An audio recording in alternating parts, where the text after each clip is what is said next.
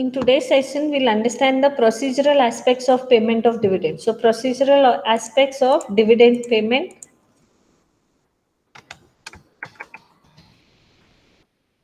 Let's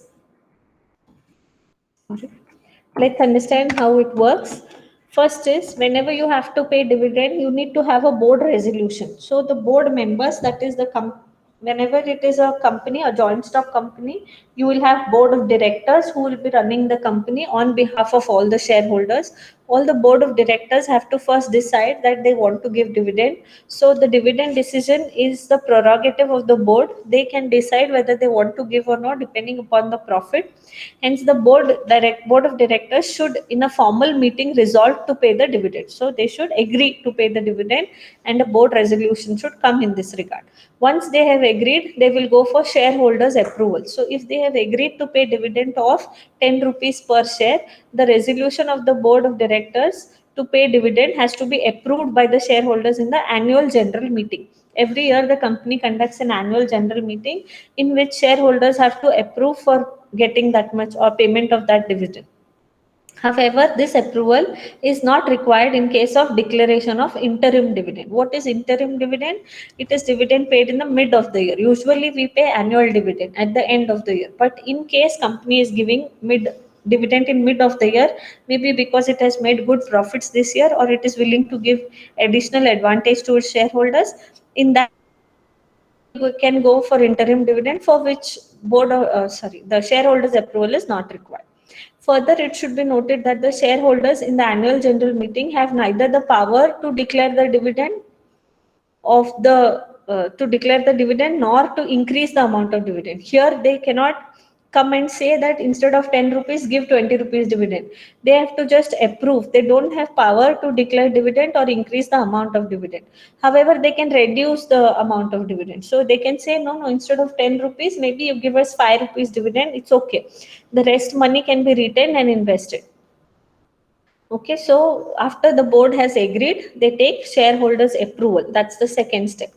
The third step is record dates. The dividend is payable to shareholders whose name appears in the register of members as on the record date. So, if we have decided to declare dividend today, and if the share is on ABC person's name, the dividend will go to that person.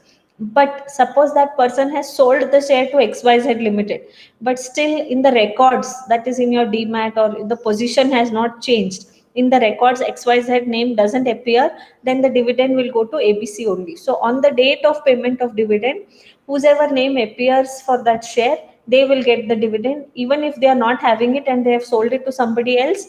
But suppose ABC has sold shares to XYZ today. Today itself, the share may not get transferred into his name. It will take at least 2 trading days.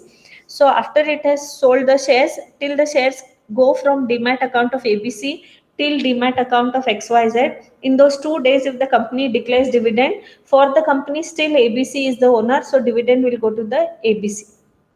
So on the date of payment, in the record register or in the DMAT list, whosever name is there, the dividend will be given to them. Now the dividend payment. Once a dividend declaration has been made, dividend warrants must be posted within 30 days. Nowadays, they post the check or DD on the name of the customers. I don't know, but most of you, those who have invested, might have observed whenever dividend is paid, you get through post, you get a check or a DD of certain amount, and that can be basically given into the bank and cash can be taken. Okay, dividend warrants must be posted within 30 days. So within a period of 7 days after expiry of 30 days, unpaid dividend must be transferred to a special account opened with a scheduled bank. So once the dividend warrant is being posted and it is received by you, after posting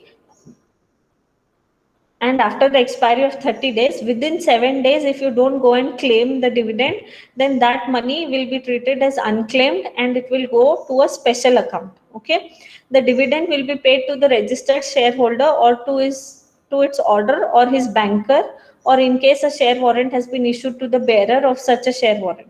In case of joint holders, the dividend should be paid to the first joint holder. So dividend will be paid to the shareholder or his heirs or the bearer of the warrant or to the joint holders.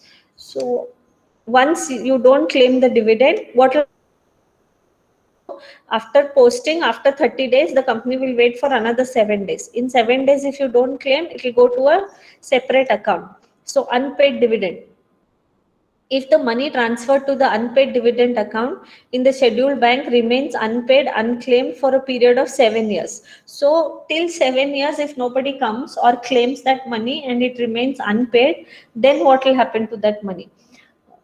From the date of such transfer, the company is required to transfer the same amount to the Investor Education and Protection Fund established for this purpose. So SEBI has established an Investor Education and Protection Fund. The company can wait for 7 years for the shareholder to come and ask for dividend.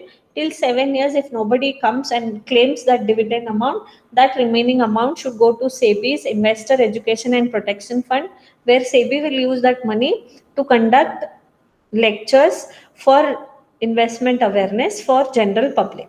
Okay, so this is the procedural, or you can also say legal aspect, how dividend has to be paid. So this was all about today. Thank you.